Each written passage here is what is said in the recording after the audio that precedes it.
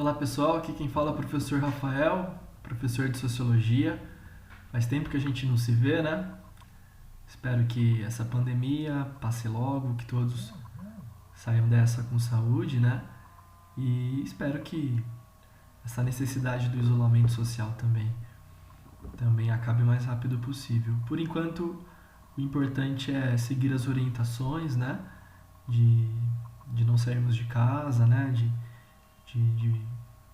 a gente sair só quando necessário mesmo. Bom, tô aqui para fazer a correção da atividade que foi enviada na semana na semana 2 da nossa quarentena. Então, atividade sobre a diversidade social brasileira, ok? Então, vamos lá. Essa atividade que tinha como objetivo trabalhar a temática da diversidade social brasileira, ou seja, por meio da leitura e da interpretação da tabela que eu disponibilizei, vocês poderiam ter acesso a dados, né, a informações que comprovam que a sociedade brasileira ela é desigual. Diversidade social, né, é um tema que vai abrir espaço para que a gente reflita sobre as diferenças que existem dentro da sociedade brasileira. Essas diferenças podem ser medidas de diferentes formas. E nesse caso, a tabela que eu disponibilizei para vocês vai medir essas diferenças no âmbito da renda. Então, sempre que a gente está diante de uma tabela, é importante que nós tenhamos acesso ao tema que essa tabela trabalha, né? Então vamos lá. Deixa eu diminuir aqui. Ó. E assim a gente começa. Então, focando aqui na tabela. Veja. Rendimento. Famílias por classes de rendimento médio mensal per capita. Então, aqui seria a porcentagem de famílias cujos membros têm um rendimento mensal de 1/4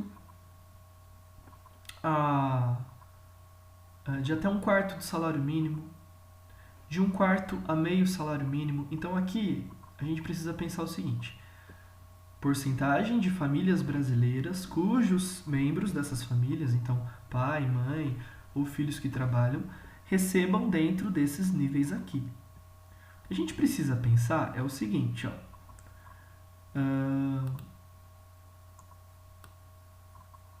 Um salário mínimo, né? Um salário mínimo em diante. Então, seriam esses níveis de rendimento aqui, ó. Quanto mais próximos aqui do 3, dos 5 salários mínimos, melhor a condição dessas famílias, melhor a condição dessas regiões. Quanto mais à esquerda, pior a situação dessas pessoas, né? Por quê? Deixa eu destacar aqui.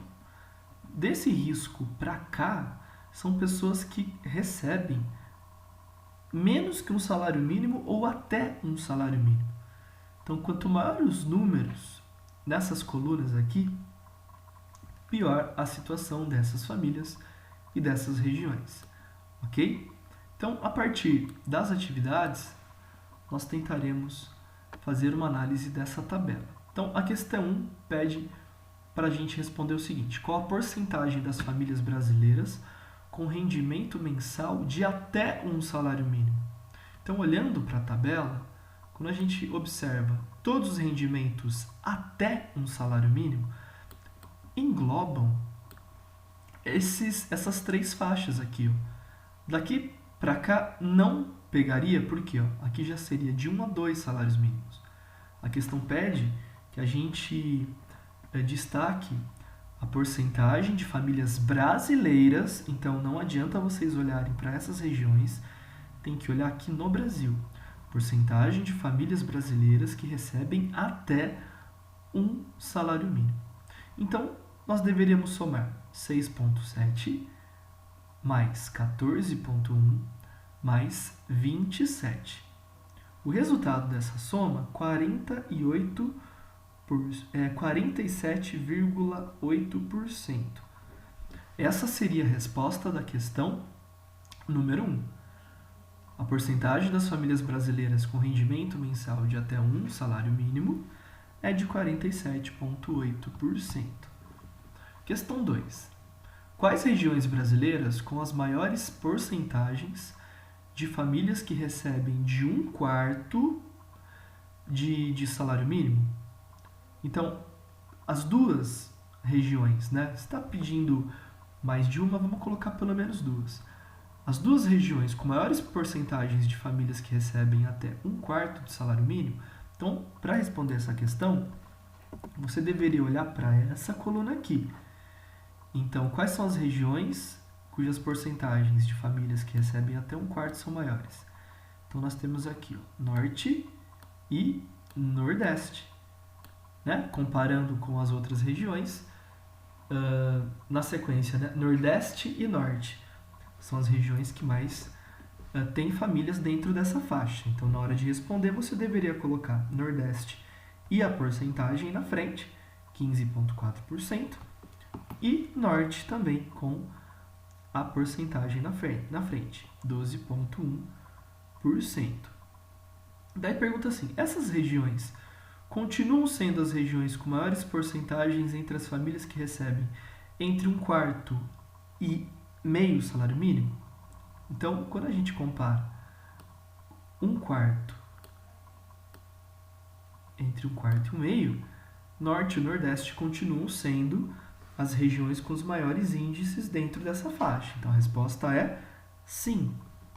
E depois pergunta o seguinte, e quando a gente olha para meio salário mínimo e entre meio e um salário mínimo, Norte e Nordeste continuam sendo as regiões com os maiores índices?